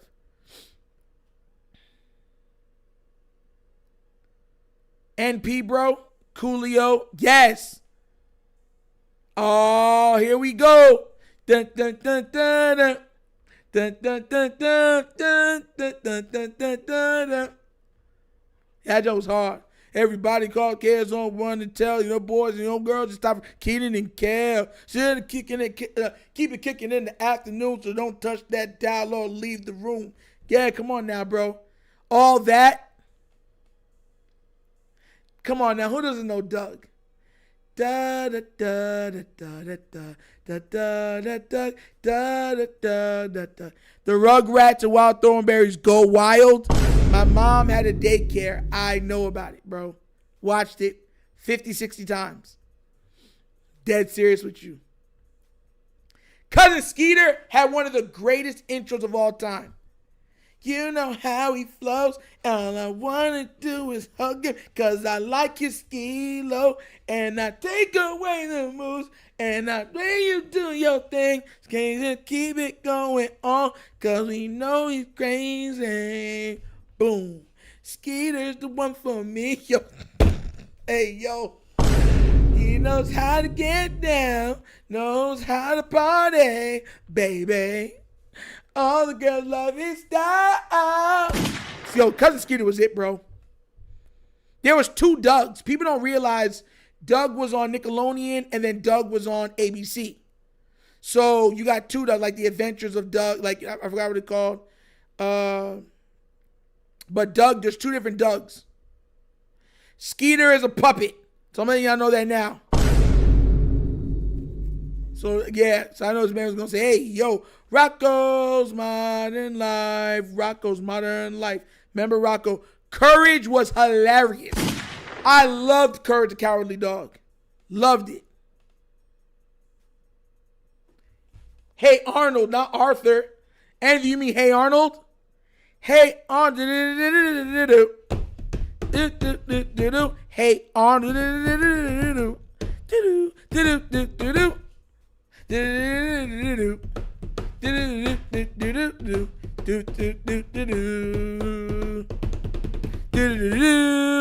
Arnold. Movie football head. Hey Arnold. Envy, of course. Dragon Tales. Let's all go to Dragon Tale. Come along, let's take my hand. Let's all go to Dragonland. Come on, I remember all that stuff, man. I have a Wii. Yes, I do have a Wii. Ben 10 was one of my brother's favorite cartoons when he was growing up. That's more his age group.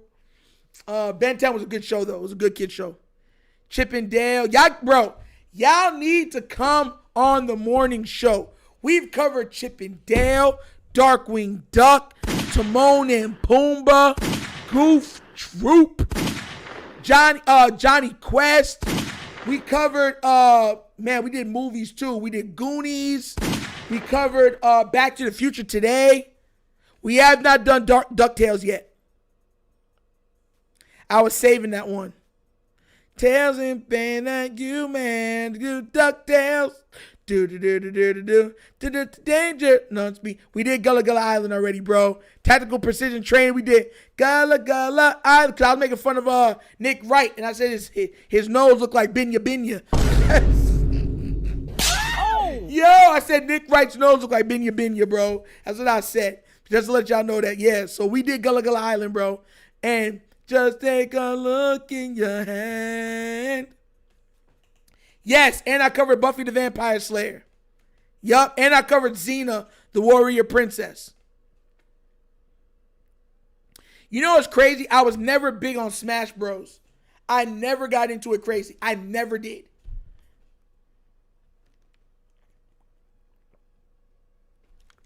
Are You Afraid of the Dark is the greatest scary show for kids of all time. It's not even close. Goosebumps, so weird, they don't even come close. It does not come close. Are You Afraid of the Dark was actually scary. Like, outside of the hour intro for Goosebumps, it was never scary. It was a little more comedic at times and stuff like that. But are you scared of the dark? Nah. Are You Afraid of the Dark? Nah, bro. That was scary. Like, I remember at my mom's daycare, because I would do after school with the after school kids. So that's like fourth grade, like fifth grade, fourth grade, third grade, second grade, first grade. And it was the summer break. So we were at one of the churches. They rented out one of the churches because, after school during summer, you're going to all the parks, you're going to the pools and all that stuff. So you have to have another place that's just for them. And I remember we put coverings on all the windows. And we went on the stage, put the TV all the way to the stage. We had probably like 10 different blankets. And of course, you had the sleeping pads and everything else. And we had a whole bunch of pillows. And all of us, I was in the middle, and all of them was around me like this. And they got the stuff over their head like this. And we put on Are You Afraid of the Dark? And I am not lying to you. Oh my gosh. It blew their mind. Grease. Ooh, ooh, ooh. Whoa, whoa, dimming on the vents down. Ooh, ooh. I loved Beyblade growing up. I loved it. I had Beyblades, played it, everything. Spinning it out at the speed of sound. Gotta rip it up. Here's the band is down. Get the team with the blade. Okay, the one that's gonna win. Yeah. Let's Beyblade. Come on now, bro. Come on now, bro. Jackie. Ah, yeah. Power Rangers. I told y'all the story with my father. It's crazy. My father used to work so much hours when I was a kid, and he always made time. Always. I used to tell I tell my siblings this all the time. I respect my parents more than I love them. I'll tell you the last story I got to go because it's late. It's almost 11:30. Power Rangers. The first season, the Green Ranger and everything else came out. And I remember the White Ranger had came out. Silver Hogs. Come on, KBZ. I know it. Ghost Rider on PBS. A lot of people don't remember Ghost Rider Tactical Precision. A lot of people don't remember that with the little dot that would float around and stuff like that. People reading Rainbow and stuff. They don't remember those ones. But my dad, every kid wanted the White Ranger, and Sabo with the white with the Saba sword, and Saba would talk to you and stuff like that. And I remember my father ordered it for me for my birthday, and I got the white Tiger sword, and I had the Saba and the Saba sword. And I'll tell you what, man, that memory will be with me until I'm dead. I remember he had to fight. He had to fight to get it, because if you grew up in that era, you knew that the Power Ranger hype, Tickle Me Elmo, Power Rangers, Tamagotchis, what else was crazy? Pokemon. Like, when those toys and stuff first hit, people were fighting in stores to get to them. And I remember the story that was told was pretty much Dad had ordered the last one. And he went to go pick it up from Toys R Us, and an old lady was trying to fight him. And some other people were trying to fight him to take it away from him because they wanted it for their kids. So, shout outs to Pops. You know what I'm saying? Nothing's ever perfect, but man, I have so much great childhood memories from my father and my mother. Straight up. My father was always, man, that man he didn't care if he was tired or not. He made sure we was going out and stuff like that. Bro, you had to fight for that stuff. Like literally, bro. You ever watched Jingle All the Way with Arnold Schwarzenegger? Like you saw it wasn't they were with for the toy. That's how it was for Power Rangers. How they were for the Turbo Man. Yeah, that's how. Oh, I remember them. The you talking about the Omegas. The Omegas with the X brains in it. Tactical precision. You try to trip me up. The Omegas. The Omega Omegas. The fireballs and stuff like that. Come on now, don't try me, bro. And then the X brain, it would come up by itself. It had the little rubber band in the middle of it and stuff. And it would come up by itself. Come on now, man. You playing with me, bro. You playing with me. You playing with me. Joshua Cooper with a $7 donation. Yes. Yes. Thank you so much. Thank you so much. Yo, you want to talk about it? I remember when McDonald's had the Omega. Go look it up right now. They had the Omega yo-yos for the Happy Meals. They had it for the Happy Meals. The people was going crazy. Going crazy. Jay Thompson would have loved the show. Man, thanks so much for that with a $20 donation. Bro, thanks for supporting the show. Thanks for being here tonight with me, man. I couldn't make it. I couldn't make it out today for the 2 episodes because the internet was down bad. From 1 o'clock, the internet was down here until almost 9. X-Men, all that stuff, man. Like, I was laughing because he really said Ghost Rider. I remember watching Ghost Rider when I was like 5 or 6 years old with my cousins. Like, that's how crazy that, man. Yeah. It was just, oh, your son loves Home Alone. That mischievous little guy, man. You know what's crazy? Home Alone couldn't happen in today's society. Because there's cell phones and stuff everywhere with multiple trackers. And most homes have ring lights and everything else where you can see who's coming in and coming out. So, like, that shows you just how far gone we are from that. Home Alone could never. Problem Child, the redheaded demon. Yes! It used to always come on USA. And remember Problem Child 2? When he had got the little blonde-haired girl and they became like siblings? Because she was like the girl version of him? Bro, come on now, bro. Tongs Lee with a $10 donation. Yes. Thanks for loving the show, bro. Thank you. Nah, it's all love. All love. Zoom on PBS. But I remember all that. I was never big on Garfield, bro. Garfield and Friends. I was never big on Garfield. Envy. Never. Never.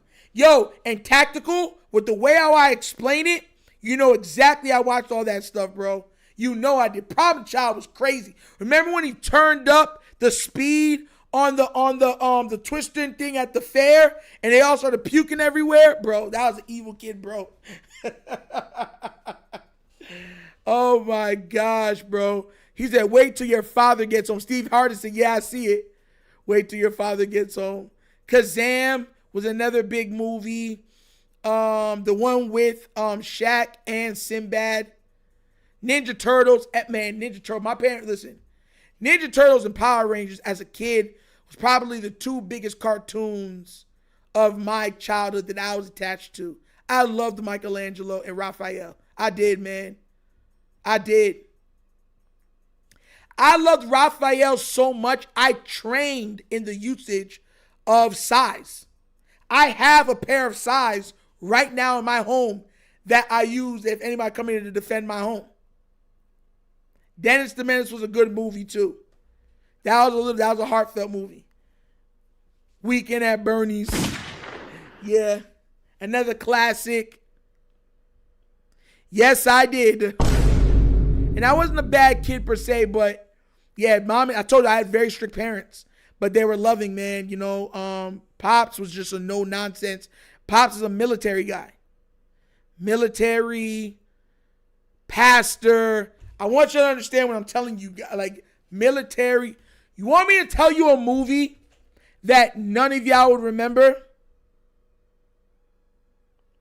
Do you know what a movie I could? The first kid was hilarious. Was Sinbad, and he had to protect that the president's kid. Wild and Crazy Kids, and now Nickelodeon. Come on now, man. Do you know a movie that I bet you none of you guys remember? And if I say it, you guys won't remember it at all. Hey guys, are y'all listening? Do y'all know a movie right now I can say that none of y'all know? He said, "Try me."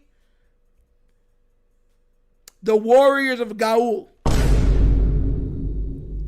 The Warriors of Gaul. Look that up right now.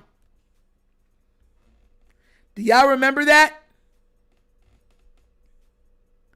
Do y'all remember the Warriors? Y'all don't remember it, do it. Y'all are crazy, bro.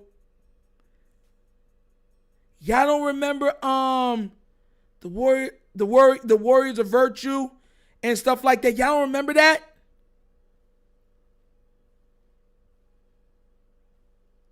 It was with the kangaroo people. Hold on, let me see if I got a picture of it. Here it goes. Y'all don't remember that? With the kangaroos? The Warriors of Virtue, and they all had like, one was for metal, one was for wood, one was for air, one was for water. Come on now, bro. Y'all playing with me, bro. Eureka's Castle was a classic kid show. Classic. Three Ninjas, Tum Tum, Rocky, and Colt. Come on now, bro. Y'all trying me, bro. I know all that stuff. You listen, one of the greatest kid movies of all time. I remember The Warriors was a class. Oh, the actual just The Warriors? Yeah, that was a classic too. Red Dawn was a classic too. One of the greatest kid movies. Smarty, you see what I'm saying? Tales of the Crypt, I hated that. My father used to watch that. I used to hate Tales of the Crypt. But Matilda. I watched Matilda in fifth grade. The last day of school, they showed it in school. That is one of the greatest kid movies of all time. Matilda. And for everybody that has Biker Mites from Mars with the three bikers, I always like the white one with the red bike. Come on now, bro. Or Arthur and the Knights of Justice. Street Sharks. Extreme Dinosaurs. But Matilda, bro, let me tell you this right now. You see that woman named the Trunchbull? I have never watched a movie as a kid where I felt more intimidated by a woman than Matilda.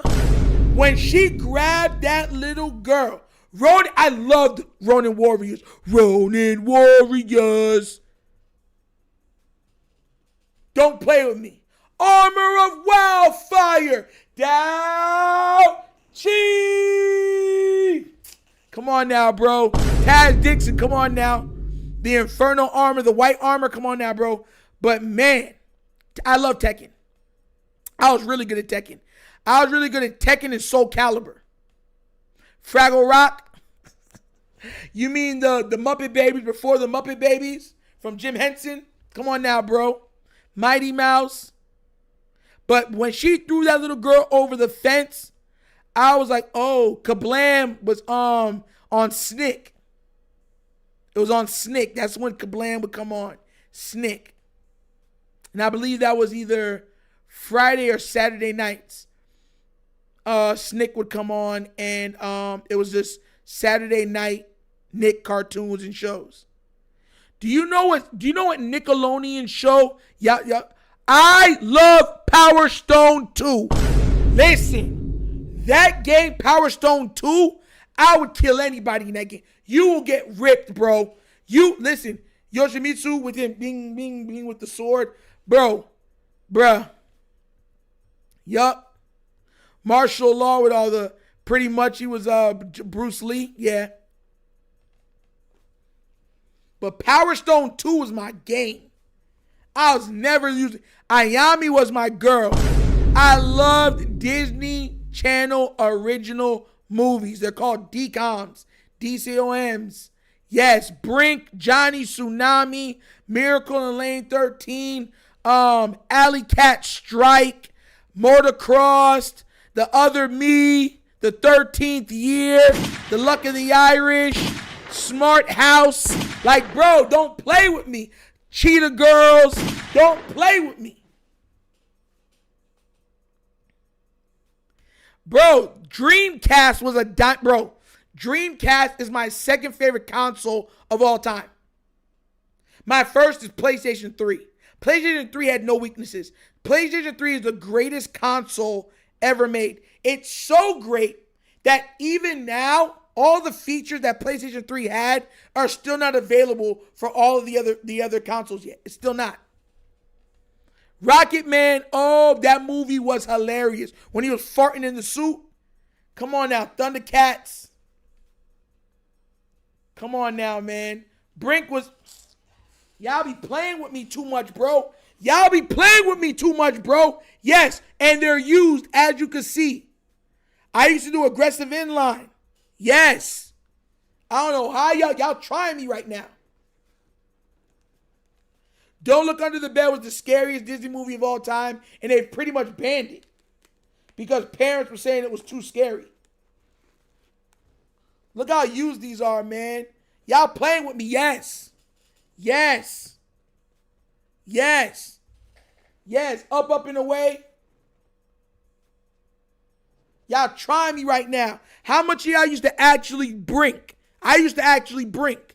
You can see the grind plates and everything. I wasn't big on grinding though. I was more of a half pipe guy. Up and away. They were allergic to the foil paper. That was their kryptonite. Foil. Aluminum foil.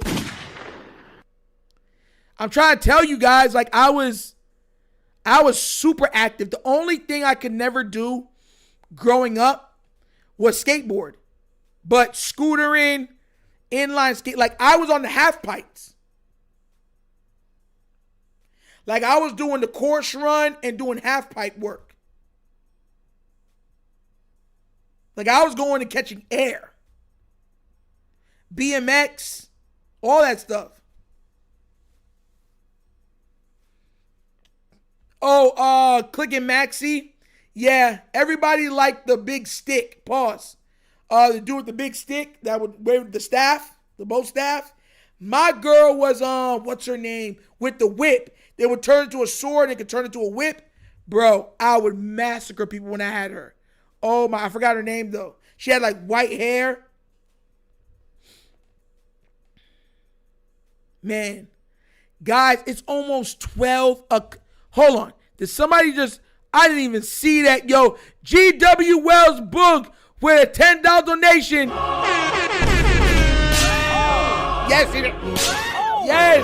Yes, thanks so much for that. That Matilda Take Alone deserves a 10-piece classic. Thanks for that, bro. Much love.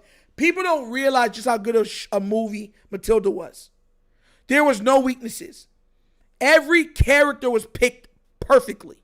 From the Trunchbull to Matilda, Matilda to her parents to her brother to her best friend. Like that movie was a Miss Honey. Like that's a masterpiece.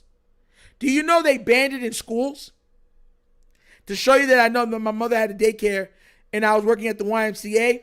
They banned when I was working at the YMCA, from all schools, kids could not watch Three Ninjas, Matilda, what's the other big one? It was another fighting one. What's the other big one? It wasn't Power Rangers, it was another one. Just can't remember its name. But those two, Three Ninjas and Matilda, those are banned from elementary schools. They could not watch it. They said Matilda was nothing but parental abuse that was made to be laughed at, and it's not something to be laughed at. Yeah. Kids could not watch it at school no longer when I was working at the YMCA. Yep. Richie Rich, Blank Check, crazy throwbacks. Hippocos, crazy throwbacks. Street Fighter Alpha 3. Yeah, nobody seen me in Street Alpha 3. If I got Relento, you're done. If I pick Relento or Cody, you're done. And don't even ask if I pick Ryu. You're done. Ryu, Cody, or Relento, you're finished. Street Fighter Alpha 3 was my game for PlayStation. That was my game. That was my game. Like, I went out there, hustled, and actually purchased that game myself. Street Fighter Alpha 3, man, looky here, bro. I've only lost in that game once. Yeah. Midnight Dub Edition. I had that on PSP.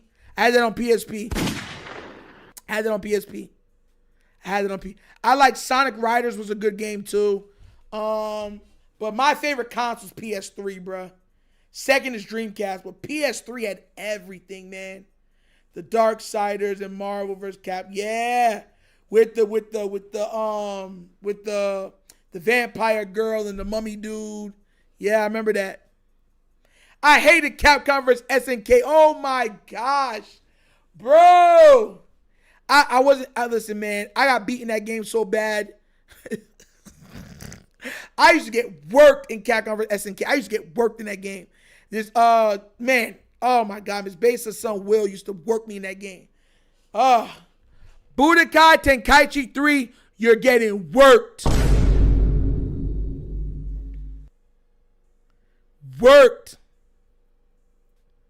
That's like that Midnight Club Double Edition. I had that on PSP. My friend Sean had Bully. The Bully game with the short red dude with like the fade cut. He was going around causing trouble in the school. Yeah. Need for Speed Classic. Need for Speed Underground 1 and 2. Yeah. That's what made Dreamcast go under. Because everyone started pirating the games. So they weren't making anything back. And to me, Dreamcast was so beyond its time. It was so ahead of its time. It was just, Dreamcast is just still today, still a remarkable console. Love that. Second favorite console of all time. Love Dreamcast. Love it. I had the gun for it. I had 4 controllers. I had 2 blasters for my Dreamcast. And I had 2 or 3 memory cards. And the memory cards, you can play video games on the memory card too. Tony Hawk Pro Skater 1, 2, and 3. I'm not losing. Not losing. Exactly. Squally Smooth to make sure you remember I have one. Yeah, the memory card. Yeah. I never played True Cons, but I remember it. I remember that. Crazy Taxi for PlayStation was fun. Can't even lie. It was great. Crazy Taxi was a great game. That was a great game. Darn great game. Twisted Metal is a classic. Crazy clown that shoot the fireballs at the top. Yo. Bro, my God. Dave Mirra, the Magic Man from BMX. Come on now, man. I had Sonic Adventure. With Sonic and Shadow on the cover of the... I had that for Dreamcast. I had Sonic Adventure, wasn't it 2? I believe it was. Sonic Adventure 2 with Shadow and Sonic. I had Power Stone 2. I had House of the Dead. I had Time Crisis. I had that. Or Time Cop, whatever. I forgot what it's called. It was one of those. Ratchet and Clank. Oh my God. I loved that game series. I had, the names of it was hilarious. Did y'all ever notice how the names were so crazy? For that, 007, I had GoldenEye. When, for PlayStation 2, where the eye had powers, and you could do certain things with the down and up button that wasn't on the analogs. Yeah. GoldenEye, exactly. My sister's favorite 2 games was Ratchet and Clank and Spyro. She loved. I remember I had Ratchet, because I'm going to tell you the last story and I got to go, right? But when PS3 first came out, for anybody that really knows, when PS3 first came out, not a lot of people had it. For one, it was very expensive, and two, it was hard to get. And so everybody was trying to play Halo for 360. Not 360, for Xbox. Yeah, and Xbox 360 when 360 came out. So I was the only one. I remember I got my student loans, and I had money left over. I'll never forget it, because I was in advanced courses, so I had a lot of money left over. I had like $1,000 left over, $900 and something left over. I went to the store and I bought the PS3. I'll never forget it. And I put it in my vehicle. I bought it with extra controllers. And my sister at the time, because I was putting myself through college, she was going to FAMU at the time, and that was she was a freshman in FAMU.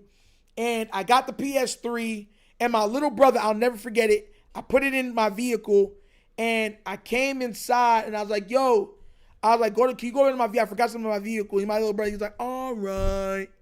And I told him, it's in the back. Go get it. I left something in there. And he goes out there, because at that time, remember, G6 or G4, whatever it was called, the big gaming channel. And a lot of kids wanted the PS3, but a lot of parents didn't want to spend that extra money to get it. So when I got it, he goes to my vehicle, opens the door, sees it. I hear him scream and run, and I hear him running inside. And my mom's like, what's that noise? And he busted the front, like, you got the PS3! Oh my God! And he's going crazy. He calls up like the other boys from the church that are around his age, like, my brother got the PS3. And mind you, I'm a cool big brother. Anything I buy, it's for us. It's not for me. So that he had total unfettered access to the PS3. And I remember I got a Madden for it. I had 2K for it. But I got Ratchet and Clank. And I remember my sister came down from college, and she was like, oh, you got the PS3? I was like, yup, I got it. And she was like, what games you got? I was like, check it. And then she saw it was she's like, you have Ratchet and Clank? And it was called The Search for Booty. The name for Ratchet and Clank is so crazy. I know a lot of y'all never caught up on that. Go look at all the Ratchet and Clank stuff. Their names are like jokes. So she would come in down there and play it in my room, because I'd always leave my room door unlocked because I had a big TV in there. And my siblings would just come in there and play whatever they want. But she would play Ratchet and Clank, and she loved it. So yeah, that's my story for my siblings, man. A lot of great memories. But the PS3 is my favorite console of all time. You could download movies onto it, because it was it's like a computer. You could put movies, songs, pictures, anything you wanted, you could put on the PS3. If y'all did not know that. From a flash stick, from a portable hard drive. Bloody Roar was an amazing, underrated game. I was good with what's her name, the Vampira girl that turned into a bat. Yeah, I remember it. But guys, it's almost 12 o'clock. I have to get up 6 a.m. to get my kid ready for school. Thank y'all for showing up for this live. I will try to go live more at nights for this channel. If you guys, please look in the description. If we have 110 people in here, if you have not already done so, please go subscribe to the Wunderkind Morning Show. You see it right here flickering. Go subscribe to it. It's not hard. We're trying to build that channel. I'm trying to build that channel up right now. We're at about 320 something subscribers. We're trying to get to 1,000. If you have not done that yet, please go do that now. Please. It means the world to me. And that's how I'm trying to build that channel up. Because I want to go full time doing this. Right? And having 2 channels, I'll be able to do that. So please support. Please go out there and subscribe to the Wunderkind Morning Show. And like I said, the Wunderkind Morning Show, we are live every morning, Monday through Thursday, 9:30 to 10:30 a.m. And we talk all sports, football, basketball, everything. And on top of it, we have the Nostalgia Hour, which is 15 minutes, where we bring up stuff from the 70s, 80s, 90s, and early 2000s. So please go there and subscribe. I need to go to bed. Good night, everyone. Look, I love you guys. Thank you for showing up, showing support. Hey, I'm glad y'all like the show. I love that y'all love the show. And y'all know if we're closing out, we got to close out in style. So, hey, thank you for showing up for me, watching, reminiscing, nostalgic, love and care, prayer. You know we there. You know I had to put on a show, and I know y'all want more, but bedtime is calling me home.